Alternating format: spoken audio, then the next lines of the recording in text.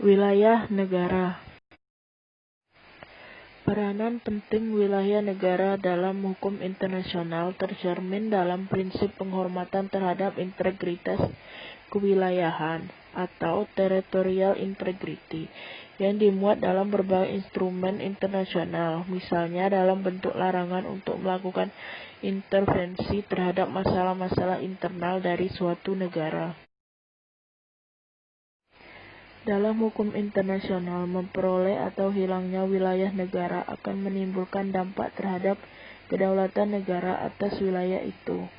Oleh karena itu, hukum internasional tidak hanya sekedar mengatur memperoleh atau hilangnya wilayah negara itu, tetapi yang lebih penting adalah dampak hukum dalam kedaulatan negara dan penduduk yang tinggal di wilayah tersebut. Esensi dari kedaulatan teritorial terletak dalam kondisi faktual atau legal, sehingga suatu wilayah dapat berada di bawah kedaulatan suatu negara tertentu. Dengan demikian, dalam suatu sengketa antara dua negara yang berkaitan dengan kepemilikan suatu wilayah, yang akan dijadikan bahan pertimbangan mahkamah adalah argumentasi hukum dari salah satu pihak yang dianggap paling kuat. Namun, dalam sengketa kepemilikan Pulau Sipadan dan Pulau Ligitan, karena kedua belah pihak dianggap tidak memiliki argumentasi hukum yang kuat, mahkamah harus mencari dasar lain untuk menetapkan pilihan mana yang dianggap memiliki kedaulatan, yaitu penduduk yang effective occupation, disertai dengan bukti-bukti pelaksanaannya. Setiap negara memiliki kemungkinan untuk menambah atau memperluas wilayahnya. Dilihat dari praktik negara, ada beberapa cara suatu negara untuk menambah dan memperluas suatu wilayahnya, yaitu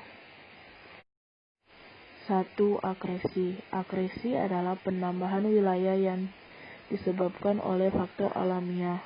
Sebagai contoh, yaitu terbentuknya sebuah pulau yang disebabkan oleh endapan lumpur dalam muara sungai, atau mengeringnya bagian sungai yang disebabkan berubahnya aliran sungai dan bisa juga disebabkan oleh letusan gunung api laut.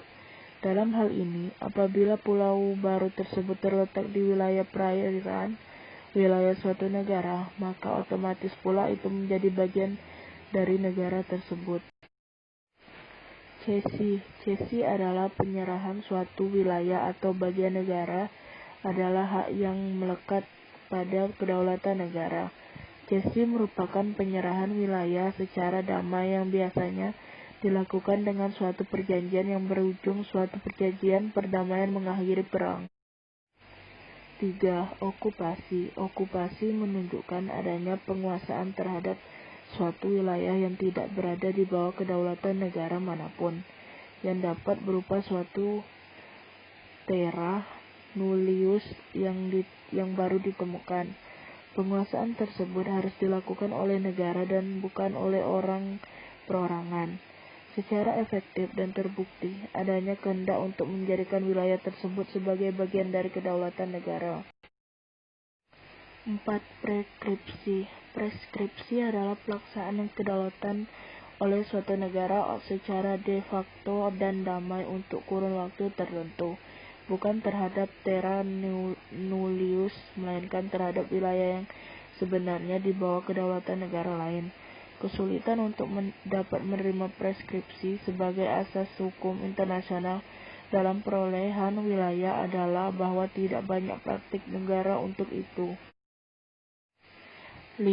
Aneksasi. Dalam hal perolehan wilayah secara paksa, yang penting adalah sejauh mana tindakan demikian dianggap sah dan diakui oleh negara-negara serta dapat dilaksanakan dalam sistem yang berlaku dalam masyarakat internasional.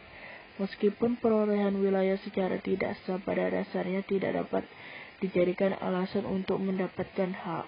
Dalam perkembangannya, hukum internasional kadang-kadang dapat menerima tindakan demikian, asalkan memperoleh pengakuan dari negara-negara lain. 6. Perolehan wilayah oleh negara baru.